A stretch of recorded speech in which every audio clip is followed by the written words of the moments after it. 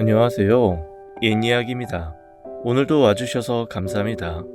옛이야기 채널은 사연 읽어주는 남녀 채널에서 지금은 삭제되어 들을 수 없는 21년도에 소개해드린 사연 중 베스트 사연만 뽑아 다시 읽어드리는 채널입니다.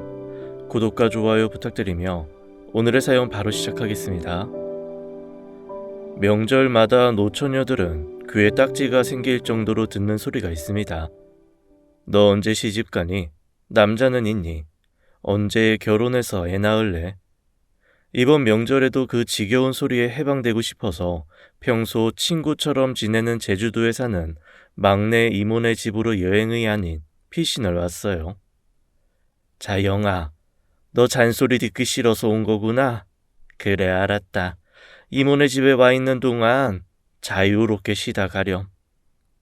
올해로 35살, 대학을 졸업하고 회사에 입사해 치열하게 살다 보니 어느새 훌쩍 30 중반이 되었습니다. 그동안 남자를 안 만난 건 아닌데 미지근한 사랑 정도라고 해야 할까요?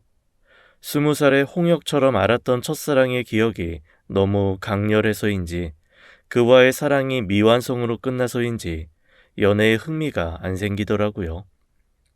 대학교 입학하고 신입생 환영회 때 복학생 오빠, 제대한 지 얼마 되지 않아 아직 각이 잡혀있던 그에게서 순수함을 느꼈다고 할까요? 곱게 생긴 외모 탓에 신입생 여자아이들은 그를 보는 눈에 하트가 담겼고 저 역시 그랬답니다. 하지만 그 오빠의 시선은 저를 향해 있었고 남들의 부러움과 질투를 받아가며 3년간 캠퍼스 커플로 뜨겁게 사랑했어요. 그런데 남들의 시기가 독이 됐을까요? 오빠를 흠모했던 여자 선배가 끊임없이 저희 둘을 갈라놓으려고 작전을 펼쳤고 이런저런 오해가 쌓여서 결국 헤어지고 말았답니다. 제 첫사랑 오빠는 그 뒤로 학교를 졸업한 뒤 대기업에 입사해 거기서 여자를 만나 결혼해 꼴이 냈대요. 학교 동문 소식통에 의하면 지금은 아들, 딸 낳고 잘 살고 있다고 하더라고요.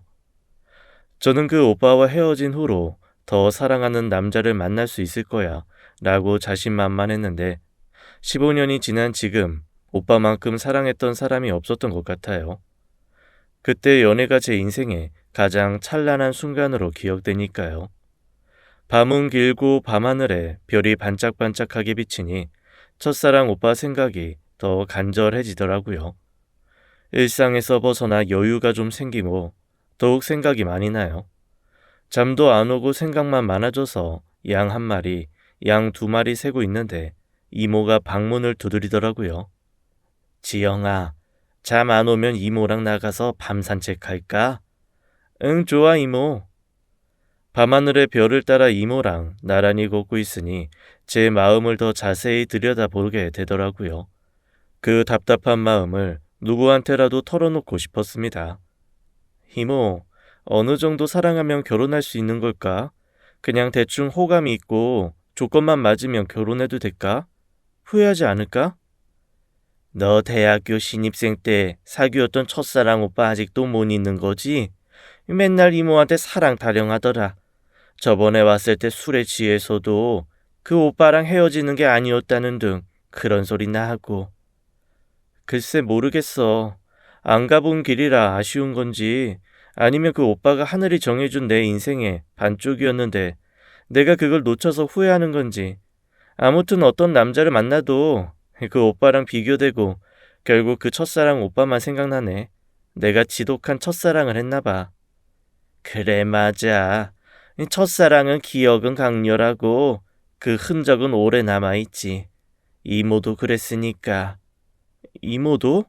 이모부가 첫사랑 아니었어? 그럴 리가. 이모부는 집에서 정해놓은 신랑감이었고 내 첫사랑은 따로 있었지. 무서웠던 너희 외할아버지 등살에 떠밀려 결혼하게 된 거야. 그러고 보니까 이모랑 이모부 사이가 그렇게 알콩달콩하지는 않았어. 그럼 이모 첫사랑은 누군데? 얘기 좀 해봐. 갑자기 이모 첫사랑 얘기 무척 궁금해지는데? 이야기 해도 될까? 아직 그 누구한테 말한 적도 없는데. 응, 이모 너무 궁금해. 이모 첫사랑 얘기 듣고 나면 뭔가 내 마음의 답답함이 해소될 것 같아. 그래, 네가 첫사랑에 대해서 다시 생각할 계기가 된다면야 뭐. 그런데 정말 이건 비밀이다. 하다못해 너희 엄마한테도 얘기하면 안 돼. 이모, 내가 그 약속 꼭 지킬게. 이제 그때 막내 이모에게 들었던 이모의 첫사랑 이야기를 여러분들에게 들려드려 볼게요. 막내 이모 영숙의 이야기. 저는 그때 21, 꽃다운 나이였어요. 젖살이 조금 빠져서 학생 티를 벗고 제법 20대 여자의 아름다움이 느껴졌어. 얼굴은 보드랍고 머릿결은 윤기가 흘렀죠. 동네의 아줌마들이 이 집 막내딸 얼굴에 물이 오르네라며 한마디씩 거들고 그랬으니까요. 가부장적인 저희 아버지는 여자가 무슨 대학이냐며 혼처는 예전에 정해놨으니 집에서 1, 2년 신부 수업하다가 시집 가면 된다고 이미 못을 박아놓은 상태였어. 언니들도 그랬으니까 나도 그래야 하나 보다. 막연히 그렇게 생각하면서 어머니한테 살림을 정식으로 배웠죠. 밥 짓는 거, 빨래 개는 일, 이불 꼬매는 것까지. 시집 가서 소방 맞지 않으려면 잘 배워야 한다고 차근차근 하기 시작했어요. 딱히 뭘 하고 싶은지, 뭘 좋아하는지 몰랐던 나는 이미 부모님이 정해놓은 인생의 길대로 무작정 걸어가고 있었죠. 그를 만나기 전까지는 말이에요. 영수가, 요 시장 앞 쌀가게 옆에 과일 가게 있지? 거기서 사과와 배를 좀 사와라. 아버지가 아침에 나가시면서 자시고 싶으시다네. 저번에 엄마가 사과와 배 고르는 방법 알려줬지? 이 색깔이 곱고 모양이 바른지 잘 봐라. 아참, 그리고 흠집 없는지도 좀 보고. 간혹 담아주는 대로 샀다가 집에서 보면 흠집 있는 게 몇 개씩 보이더라고. 봉지에 담을 때 유심히 잘 봐야 한다. 어머니 심부름으로 과일 가게를 가는 길, 참새가 방앗간을 그냥 지나칠 수 없듯이 서점에 들어가서 저번에 읽다만 시집을 꺼내 구석에 앉아 읽기 시작했어요. 제가 참 좋아하는 김수영 시인의 시집이었죠. 어둠 속에서도 불빛 속에서도 변치 않는 사랑을 배웠다, 너로 해서. 그러나 너의 얼굴은 어둠에서 불빛으로 넘어가는 그 찰나에 꺼졌다 살아났다. 너의 얼굴은 그만큼 불안하다. 번개처럼 금이 간 너의 얼굴은. 김수영 사랑. 그 책 사실 건가요? 낯선 남자의 굵직한 음성에 놀라 손에서 시집을 떨어뜨렸어요. 아니요, 그게 지금은 아니고 언니가 서울에서 오면 사주기로 했는데. 당황한 나머지 저는 아무 말이나 내뱉었어요. 책을 보다가 들켜서 그런 건지 아니면 낯선 남자가 말을 시켜서 그런 건지 괜히 떨리더라고요. 그 남자가 위아래로 나를 빤히 쳐다보는데 말을 잇지 못하고 얼버무리게 되었습니다. 네, 저는 이만 가보겠습니다. 안녕히 계세요. 그 남자한테 인사까지 하고 도망치듯이 서점을 뛰쳐나왔어요. 그리고 과일 가게까지 뛰어가는데 뛰어서 심장이 뛰는 건지 낯선 그 남자 때문에 뛰는 건지 심장이 계속 쿵쾅거리는 겁니다. 과일은 무슨 정신으로 샀는지 모르겠어요. 넋 빠진 얼굴로 그냥 사과 배 주세요. 그랬던 것만 기억이 나니까요. 과일을 사서 집으로 돌아오는 길, 나를 빤히 쳐다보던 그 남자의 눈과 굵직했지만 부드러운 음성이 메아리 치듯 생각났어요. 하물며 그 남자한테 풍겨져 나왔던 라일락 향기까지 말이에요. 라일락은 내가 제일 좋아하는 향이었거든요. 영수가, 너 과일 제대로 보고 사온 거 맞아? 이 과일 여편네가 정말. 봉지 밑에 있는 사과는 죄다 꼭지가 썩었네. 배도 다시 바꿔야겠다. 아직 꼭지가 파래. 아버지 집에 오시기 전에 얼른 바꾸라. 그리고 빨리 와서 엄마 저녁하는 거 도와야 한다. 아까처럼 늦장 부리면 안 돼. 엄마의 잔소리에 코끝에 맴돌던 라일락 향기가 사라졌지만 이상하게 그 남자가 자꾸 생각나더라고요. 그 사람도 김수영 시인을 알고 있나? 그 책을 왜 사려고 하지? 동네에서 못 보던 사람인데 우리 동네는 어떻게 왔을까? 머릿속에서 그런 궁금증들을 주고받고 있을 때 나는 기겁을 했어요. 그 남자가 바로 제 앞에 있었거든요. 무슨 일로 오셨어요? 네? 저는 아직 그 책을 살 건 아니고 엄마 심부름을 하려고 나왔는데 아까 서점에서 봤던 친구네. 여기는 서점이 아니라 과일 가게예요. 지금 과일 가게 온 거 아니에요? 네? 과일 가게요? 정신을 차리고 봤더니 과일 가게 앞이더라고요. 그 남자 생각을 하면서 걷다 보니 과일 가게 앞까지 온 거였어요. 네, 과일 가게구나. 아까 과일을 샀는데 어머니가 바꿔오라고 하셔서 왔는데요. 이리 줘보세요. 어머니가 매우 까다로우신가 봐요. 제가 보기에는 별 문제 없는데. 그게 어머니가 과일에 흠이 없고 색깔이 예쁘고 그런 과일을 골라야 시집 가서도 소박 안 맞는다고. 뭐 소박이요? 과일 하나 가지고 귀한 사람을 내보낸다는 게 말이 됩니까? 그런 남자라면 함께 인생을 살 이유가 없는 거 아닌가요? 아, 그게 여기 있어요. 과일 좋은 것으로 바꿔드렸고요. 그리고 여기 이게 뭔가요? 제가 사기는 했는데 저보다 더 좋아하시는 것 같아서요. 이게 서점에 딱 한 권 있던 거라 그쪽이 보세요. 저는 서울에서 여러 번 읽었어요. 나는 시집을 받아들고는 감사의 인사도 전할 수 없이 그냥 벙어리가 됐어요. 일단 받기는 받았는데 너무 놀라서 말도 안 나오더라고요. 큰 언니 올 때까지 기다리지 말고 집에서 편하게 보세요. 아까 처녀 왜 다시 왔소? 과일 밖으로 왔어? 엄마, 사과 몇 개가 좀 그렇네. 내가 모양도 예쁘고 향기도 좋은 걸로 바꿔드렸어. 걱정 말고 어서 들어가서 쉬세요. 내가 마무리하고 들어갈게. 우리 엄마 새벽부터 너무 고단하셔. 말도 예쁘게 하는 우리 우영이 고맙다. 우리 아들 엄마 옆에 계속 있었으면 좋겠네. 그럼 처녀 잘 들어가요. 네, 감사합니다. 시집을 들고 돌아가는 게 그 남자 생각에 정신이 몽롱해지는 겁니다. 이름이 우영이라고 했지. 여기에는 잠깐 온 건가? 과일 가게 아줌마 아들인 거지. 서울에서 뭘 하다 왔을까? 그 사람이 너무너무 궁금했어요. 이 떨리고 주체할 수 없는 마음은 대체 뭐지? 왜 자꾸 그 남자 생각이 나는 거야? 심장은 왜 이렇게 뛰는 거고? 대체 왜 이러는 거지? 형수가, 너 무슨 일 있었냐? 얼굴이 왜 이렇게 빨개? 그래요? 얼굴이 빨개요? 정말 거울을 봤더니 양쪽 두 뺨이 발그스레졌더라고요. 연한 핑크색, 연지곤지 찍은 것처럼. 여전히 가슴은 쿵쾅쿵쾅 뛰고 이런 게 시의 한 구절처럼 어둠 속에서도 불빛 속에서도 변치 않는 사랑인 건가? 별의별 생각이 다 들었습니다.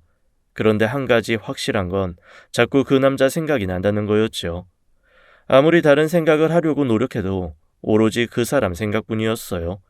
그리고 며칠을 알았어요. 상사병이었던 것 같아요. 주체할 수 없는 마음에, 감당할 수 없는 마음에 병이 난 거죠. 몸은 아팠는데 희한한 게 얼굴은 더 예뻐지는 겁니다. 바로 사랑에 빠진 여자처럼요. 몸을 추스르고 나자마자 어떻게 하면 그 남자를 다시 만날 수 있을까 그 생각만 했어요. 일단 과일 가게로 가봐야겠다고 생각하고 그 근처에 가서 기웃거렸죠. 여기서 뭐 하세요? 네? 그 남자의 목소리에 놀라 나는 그 자리에 털썩 주저앉았어요. 그 남자가 나를 향해 손을 내밀더라고요. 이 손을 잡고 일어나라고. 나는 아무 거리낌 없이 그 남자의 손을 잡고 일어났어요. 그 정신없는 가운데서도 그 남자 손이 따뜻하다는 것을 알겠더라고요. 고맙다는 말을 못한 것 같아서 찾아왔어요. 저도 뭔가 답례를 하고 싶기도 하고. 같은 시인을 좋아한다는 것만으로도 책을 선물할 이유는 충분해요. 지금 이곳에 피신 온 것이나 마찬가지인데 여기서 같은 시를 좋아하시는 분을 만나니까 저 역시 위로가 좀 됐거든요. 피시인이요? 네, 제가 사연이 좀 깁니다. 이따 가게 마감하기 전에 개울 앞쪽으로 산책하려고 하는데 시간 되시면 같이 가실래요? 네, 좋아요. 나는 질문이 끝나기 무섭게 좋다고 대답을 했어요. 얼마나 민망했는지 몰라요.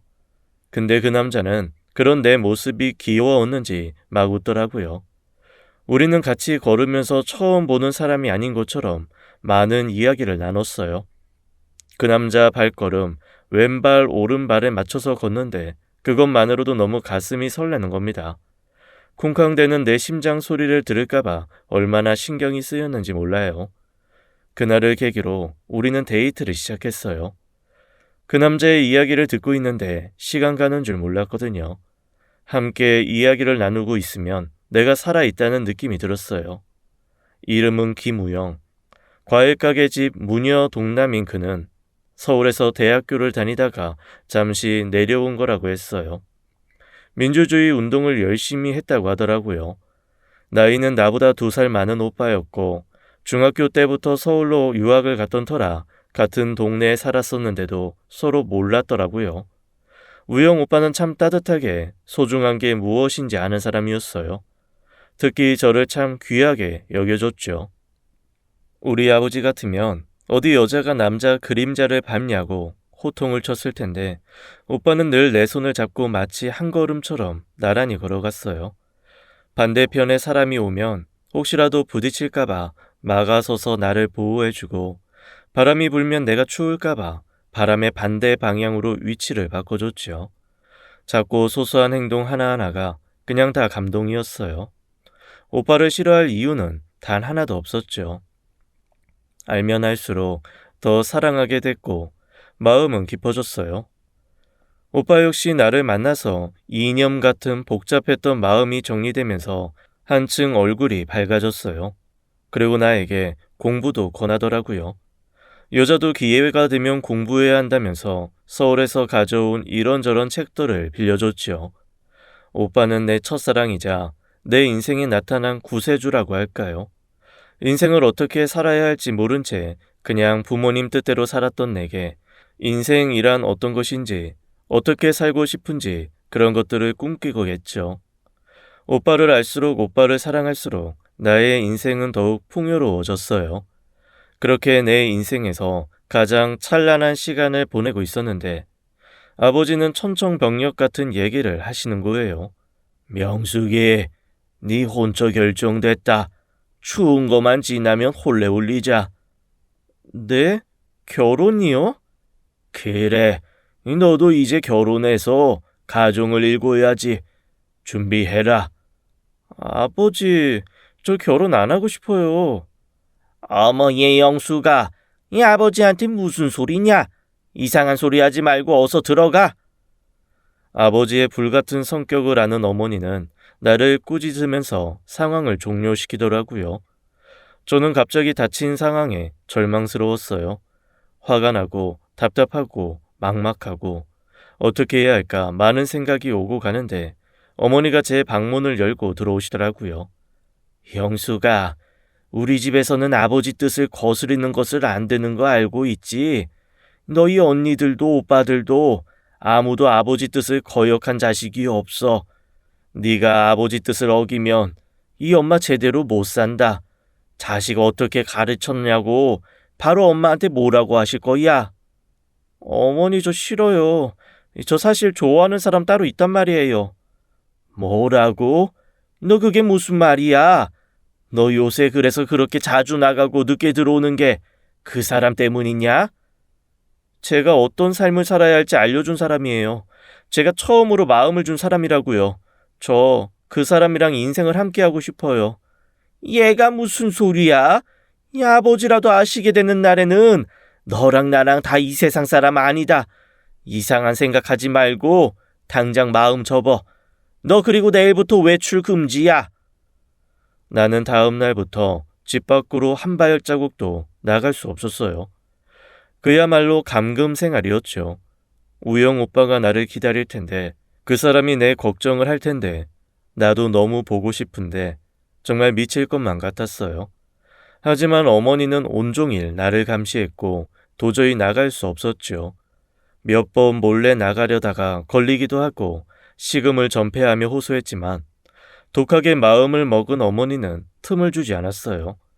아버지 역시 곱지 않은 시선으로 나를 보았지요. 내 말을 듣지 않으면 당장 호적을 파겠다고 엄포를 내리셨거든요. 그렇게 2주 정도 지났을까요? 큰언니 식구들이 집에 왔어요. 든든한 지원군 같았죠. 나는 평소에 나와 얘기가 가장 잘 통하던 큰언니, 큰언니에게 지금까지 상황을 털어놓았어요. 그리고 언니의 도움으로 집에서 나올 수 있었죠. 부모님의 뜻에 크게 거역하지 않고 살아온 내가 가출한 거예요. 어디서 그런 용기가 났을까? 우영 오빠를 만나야 한다는 일념 하나로 집을 나왔어요. 내 인생을 살아야겠다고, 내 사랑을 찾아야겠다고요. 과일 가게에 갔는데 오빠가 안 보이는 거예요. 대체 이 사람은 어디 있는 거지? 어디 가면 볼 수 있는 걸까? 혹시 서울에 다시 간 게 아닐까? 갖가지 불안한 생각들이 들면서 몸이 떨리더라고요. 그 순간 어떤 손이 나를 낚아채면서 끌고 뛰었어요. 바로 그토록 그리워한 우영 오빠였어요. 우리는 두 손을 꼭 잡고 정말 미친 듯이 뛰었어요. 누가 쫓아오는 것도 아닌데 무작정 뛰고 또 뛰었죠. 그렇게 도착한 곳은 우리의 아지트였던 개울가 근처 작은 시골집. 할머니 혼자 사시던 집이었는데 할머니가 작년에 돌아가시고 서울에 있는 자식들이 팔지 않고 그냥 둔 빈집이었죠. 우영 오빠의 부모님이 부탁을 받고 정기적으로 집을 관리해 주신다고 하더라고요. 그곳에 들어가니 이제야 안전하다는 생각이 들면서 안심이 됐어요. 그 사람의 얼굴을 보니까 하염없이 눈물이 흐르면서 우리는 부둥켜 안고 한참을 울었죠. 우리 어머니가 과일 가게에 찾아가서 나의 상황을 얘기했더라고요. 오빠 역시 그 얘기를 듣고 2주간 뜬 눈으로 밤을 지새웠다며 내 얼굴을 어루만져 주었습니다. 우리의 간절한 마음이 통하면서 눈물을 흘리며 입을 맞추었죠. 그래, 오늘 나는 이 사람 여자가 되겠다 라고 결심하고 나를 맡겼어요. 전혀 두렵지 않았어요. 이 세상에 태어나서 내가 처음으로 사랑한 남자, 이 사람만 내 옆에 있다면 나는 아무 걱정이 없었거든요. 그의 떨리는 두 손이 내 셔츠의 단추를 풀려는 찰나 그 사람과 눈과 내 눈이 마주쳤죠. 나는 오빠, 내 순정 당신께 드려요. 나는 눈빛을 보냈어요. 그 눈빛을 느낀 오빠는 다시 셔츠의 단추를 잠그고 그냥 나를 꼭 안아주는 겁니다. 아주 뜨겁게 말이에요. 형수가 널 정말 아낀다. 그리고 사랑해. 넌 내 인생의 뮤즈야. 그런 너와 이렇게 첫날 밤을 보낼 수 없어. 누구보다 가장 아름다운 신부로 너를 맞아 가장 뜻깊은 첫날 밤을 보낼 거야. 오빠가 너의 부모님을 설득하고 너를 정식으로 데리고 올게. 그러니 우리 조금만 참자. 내가 데리러 갈 때까지 기다려줘. 나는 정말 소중하게 생각하는 그의 마음이 온전히 느껴져 하염없이 눈물만 흘렀어요. 우리는 그렇게 꼭 안고 서로를 토닥이면서 하룻밤을 보냈죠. 길고도 짧은 시간이었어요. 후영아, 문 열어라. 처녀 부모님이 같이 오셨다. 그 소리에 화들짝 놀란 우리는 마음을 가다듬고 두 손 꼭 붙잡은 채로 밖을 나갔어요. 아버지는 우리를 보고는 아무 말도 하지 않으셨어요. 영숙이 부모님, 제가 아직 준비되지는 않았지만 조금만 기다려주시면 학교 졸업한 뒤 영숙이 데리고 가겠습니다. 부디 저희의 마음을 헤아려 주세요. 아버지는 무서운 눈을 하시고는 아무 말도 하지 않으셨어요. 침묵이 더 무섭더군요. 아버지는 먼저 발걸음을 옮기셨고 나는 어머니 손에 이끌려 집으로 왔어요. 그리고 한 달 후에 우리 집은 30년 동안 살았던 동네를 떠나 서울로 이사를 왔습니다. 시집도 안 간 처녀가 야반 도주했다는 소문이 돌까봐 서둘러 이사를 하셨죠. 마침 큰 오빠 일을 아버지가 도와던 터라 우리 집의 서울행은 자연스러웠어요. 그리고 2달 후 나는 아버지가 정해놓은 그 혼처에 시집을 가게 됐어요. 우영 오빠의 약속을 굳게 믿었던 터라 결혼식 전날까지도 오빠가 나를 데리고 올 것이라고 생각을 했거든요. 그런데 결국 그 사람은 오지 않았고 나는 도살장에 끌려가는 것처럼 혼례를 치르게 됐습니다. 결혼 생활은 암담했어요. 말이 통하지 않는 사람과 산다는 것은 그야말로 고통이었죠. 나는 점점 얼굴에 생기를 잃어갔어요. 그냥 내 뜻대로 살지 못하고 죽는 게 인생인 건가? 그런 생각만 하게 됐죠. 하루하루를 사는 희망이 없고 즐거움도 없었어요. 그렇게 세월은 흘렀고 아들과 딸을 낳아서 그냥 평범한 아내, 평범한 엄마로 살게 됐죠. 무료했고 영혼이 없는 삶 같았어. 내가 그렇게 좋아하던 김수영 시인의 시도 피하게 되더라고. 읽고 싶지 않았어요. 다 읽고 나면 그 사람 생각이 나서 눈물이 솟구칠까봐, 다시 돌아가고 싶을까봐 참고 또 참았습니다. 이미 다른 사람의 아내가 된 내가 어떻게 돌아갈 수 있겠어요. 나중에 동네 친구를 통해 들은 소식에 의하면 그 사람은 운동권 학생이어서 잠시 고향에 핏이 논 거였는데 나와 야반 도주한 며칠 후 경찰이 찾아와 데려갔다고 하더라고요. 과일 가게 부모님은 몇 년간 옥바라지를 하셨는데 아들 출소 후 과일 가게를 접고 그 옆 마을로 이사를 하셨대요. 그래서 나를 데리러 못 온 거구나. 해가 지날수록 그 사람에 대한 기억과 생각은 조금씩 옅어졌고 내 인생은 더욱 무미건조해졌어요. 그렇게 30년을 살았습니다. 참 재미없게 말이에요. 남편과 싸울 때마다 혹은 삶이 지루하게 느껴질 때마다 그 사람이 생각이 났어요. 그 사람이라면 어땠을까? 우영 오빠라면, 그 사람과 부부로 살았다면 지금 나는 다른 사람이 되어 있겠지. 그 사람과 보내지 못한 첫날 밤에 대한 아쉬움도 너무 컸어요. 그때 그 사람과 첫날 밤을 보냈더라면 내 인생이 바뀌지 않았을까? 아니면 그 추억만으로도 충분히 잘 살아갈 수 있지 않을까? 가지 않은 길에 대한 끝없는 상상과 아쉬움이 내 결혼 생활을 내내 지배했던 것 같아요. 그리고 재작년 결혼 30주년에 큰 결심을 하고 온 가족 앞에 선포했죠. 여보, 그리고 애들아, 나 아버지와 결혼할 거다. 이제 엄마의 인생을 살 거야. 그동안 당신의 아내로, 그리고 너희들의 엄마로 살면서 그냥 김영숙으로서의 인생은 빈 껍데기였던 것 같아. 당분간 나 찾지 마. 잠시 여행 다녀와서 앞으로 어떻게 살아야 할지 이야기하고 싶구나. 남편은 어이상실한 표정을 지으며 내 길을 막지 않더라고요. 저 사람이 나를 아내로 사랑했나? 이런 의심이 들 정도였으니까요. 아이들도 엄마 왜 그래? 그러더니 심각하게 생각하지 않고요. 나는 미리 싸둔 가방을 들고 집을 나왔어요. 사실 집을 나와서 꼭 가보고 싶은 곳, 꼭 만나고 싶은 사람이 있었거든요. 영수가, 나 지난번에 아버지 제사 지내고 고향에 갔다가 깜짝 놀랬잖아. 그 과일 가게 원래 주인들이 다시 운영하더라고.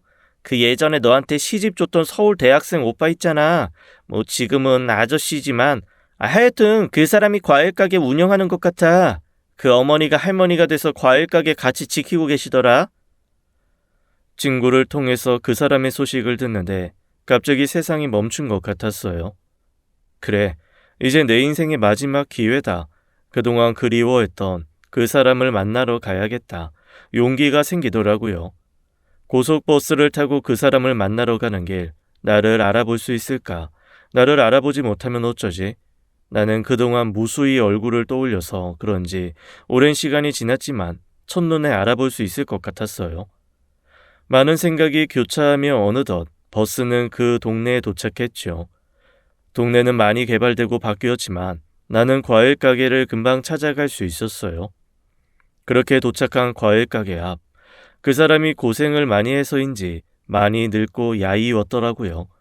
서울에서 내려온 세련된 대학생 오빠가 아니라 고된 삶의 흔적이 얼굴에 역력하게 드러나는 아저씨의 모습이었습니다.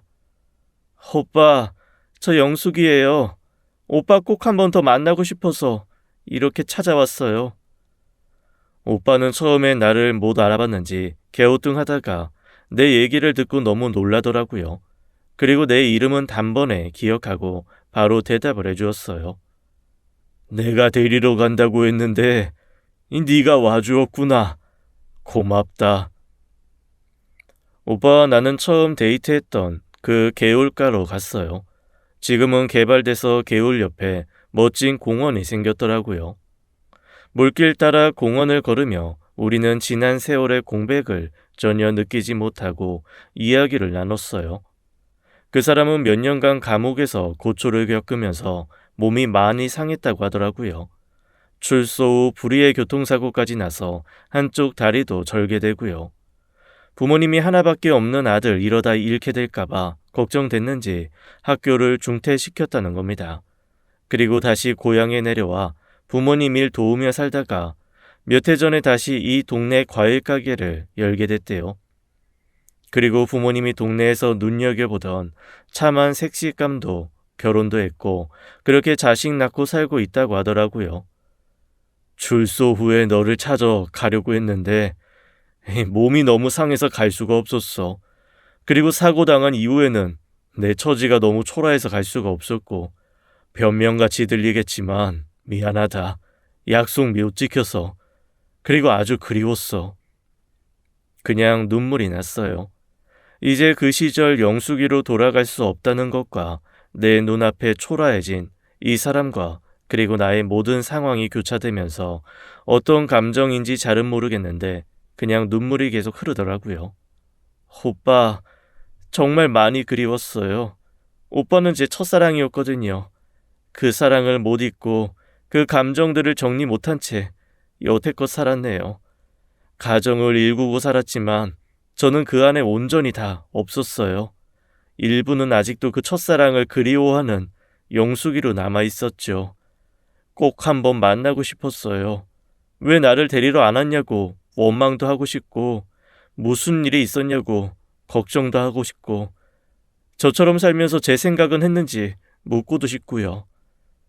그래, 다 쏟아내고 가라. 오늘 밤새 내가 너의 이야기 들어줄게. 너의 눈물을 닦아줄게. 잠가놨던 너의 감정들 다 꺼내서 털어놓고 그리고 버리고 가. 그래서 밤새 저와 오빠는 옛날로 돌아간 것처럼 이야기를 나눴어요.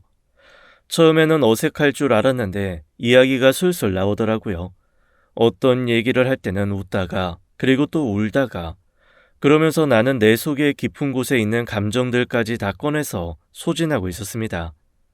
영수가 나에게만 아니라 너는 누구한테도 사랑스럽고 고운 사람이야.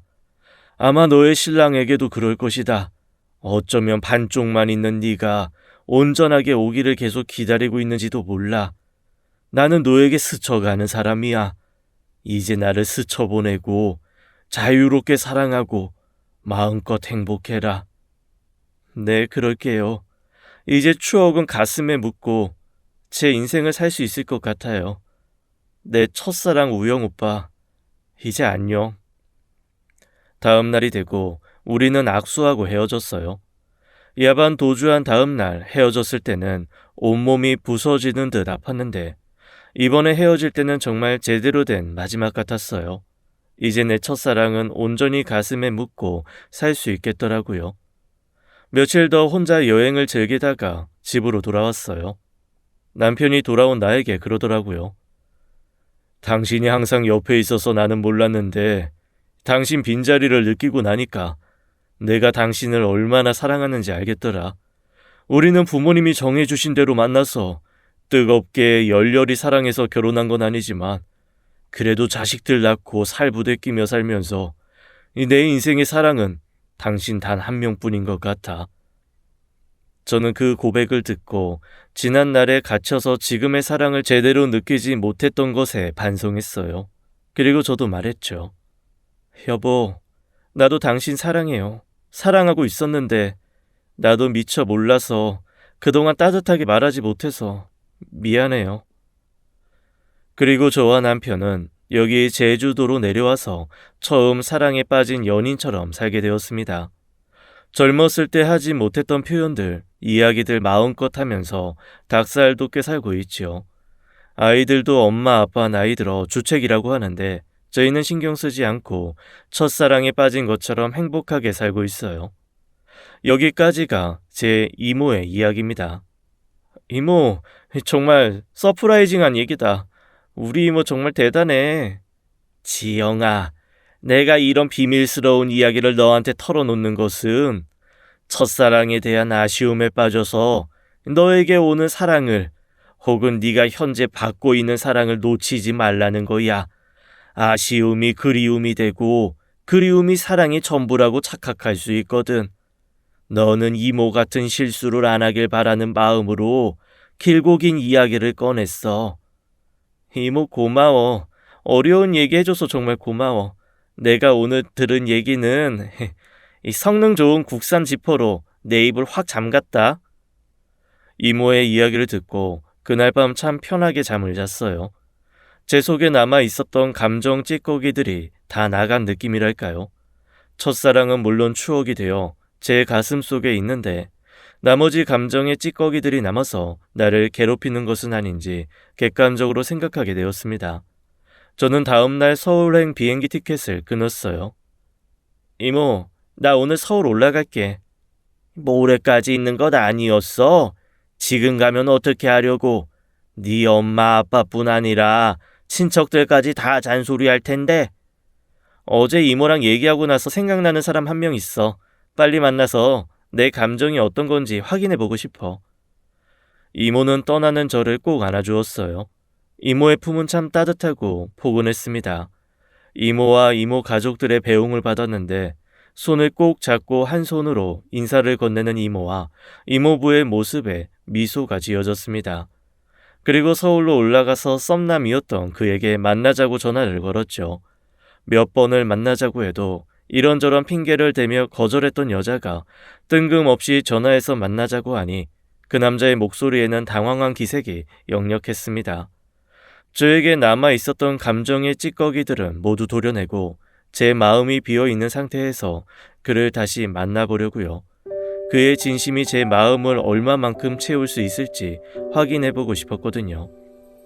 이 사람이 저와 어떤 사랑을 하게 될지는 모르겠지만 일단 그동안 저에게 보여줬던 마음을 받아들이기로 했어요. 이제 제 인생에도 첫사랑보다 더욱 진한 사랑이 시작될까요? 저의 이모의 길고 긴 첫사랑 이야기 어떠셨나요? 첫사랑은 정말 소중하고 아름답지만 그 틀에 갇혀서 앞으로 다가올 사랑, 현재 내가 하고 있는 사랑을 제대로 깨닫지 못한다면 그건 더는 아름다운 첫사랑이 아닐 겁니다. 사랑할 때 미련이 독이 될 때가 있어요. 미련, 아쉬움, 그리움 이런 감정들은 모두 지워버리고 오로지 사랑에만 집중해보세요. 보이지 않는 것들이 보이게 될 겁니다. 지금까지 옛이야기였습니다. 끝까지 함께 해주신 여러분 감사드리며 저희는 다음 사연으로 돌아올게요. 감사합니다.